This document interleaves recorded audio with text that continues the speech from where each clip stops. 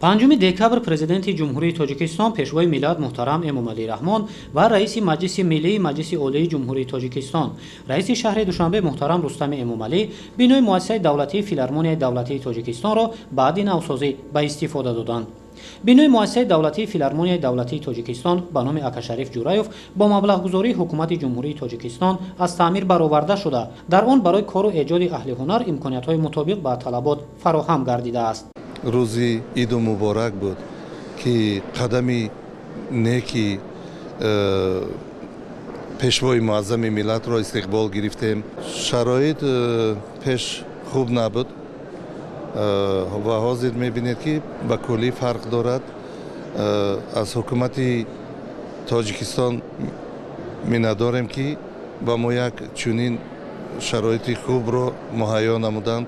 شخصا از پیشوای معظم ملت که غمخوار صنعتکاران است مینداری خودم رو و اهل هنرمندان رو بیان میسازم. از ابتدا محترم جناب عالی با ساحه فرهنگ، ساحه هنر توجه خاصه داشتند، زیرا معلوم است که مدنیت فرهنگ زمینه رشد و کمال یک ملت است، یک عنصر مهمی پیوستگی و همبستگی جامعه می باشد.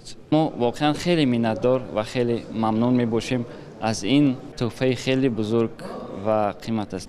اطلاع داده شد که در رفت کارهای ساختمانی دهلیزها تالار برهوای مؤسسه با 989 جای نشست، 10 حجره پردازگری و یاری رسان از تعمیر برآورده شد. در تالار کنسرتی دستگاه‌های تقویت آواز، چراغ‌های نوی رنگه و مانیتور کلان نصب گردیده است. در مجموع در تالار برای برگزاری چهاربینی‌های سطح بلند هنری شرایط ضروری فراهم آورده شده است.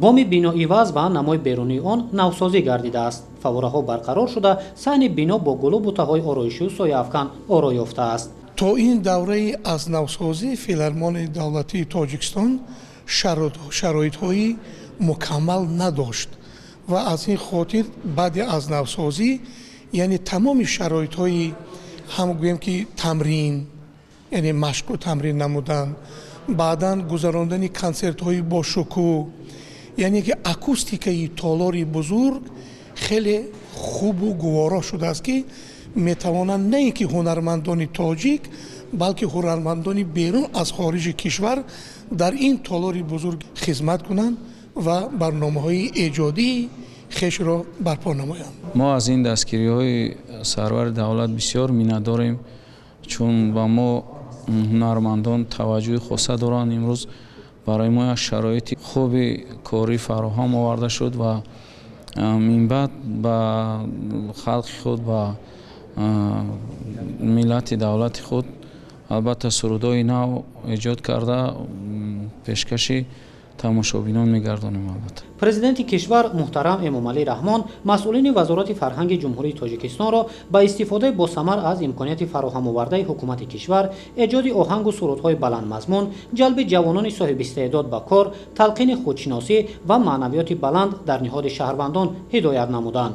تالار کنسرتی و راهرو و حجره‌های کاری فیلارمونیای دولتی تاجیکستان تعمیر طلب شده برای گذراندن چهاربینی‌های سطح بلند فرهنگی جوابگو نبود.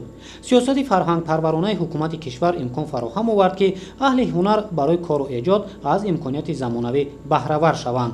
این تحفه نوبتی رهبر دولت هوسمندی هنرمندان را برای ایجاد اثرهای نو از جمله سرود و آهنگ‌های جذاب افزون می‌گرداند. سخن حکمت‌آمیزی جناب عالی در مسئله فرهنگ این است که گفتند فرهنگ هستی ملت است.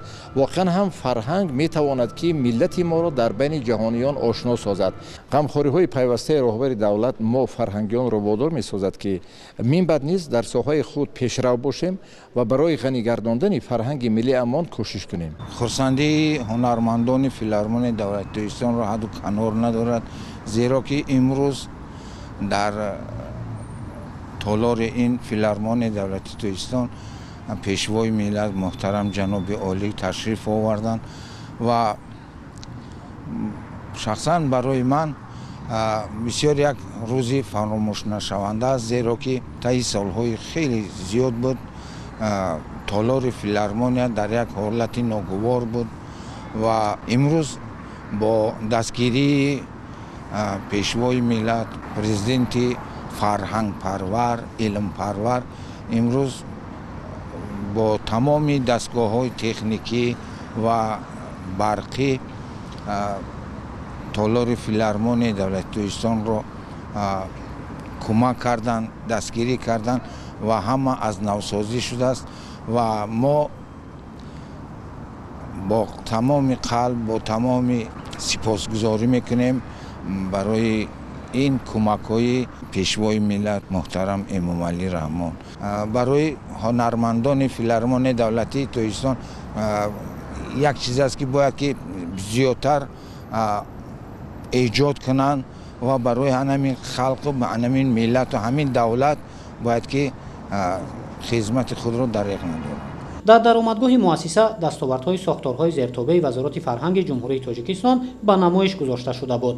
зимни боздид аз намоиш роҳбари давлат таъкид намуданд ки ҳунармандон бояд бо истеъдоди фавқулодаю сурудҳои баландмазмун дар баланд бардоштани маънавиёти шаҳрвандон ва муаррифии фарҳангу тамаддуни волои тоҷикон дар арсаи байналмилалӣ саҳмгузор бошанд.